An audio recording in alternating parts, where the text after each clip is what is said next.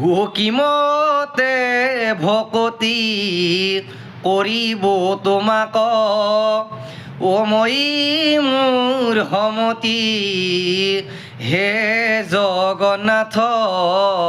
প্ৰভু মোৰ অনাথৰ নাথ প্ৰভু মোৰ অনাথৰ নাথ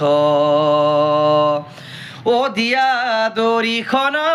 হে নাৰায়ণ ও দিয়া দৰিখন হে নাৰায়ণ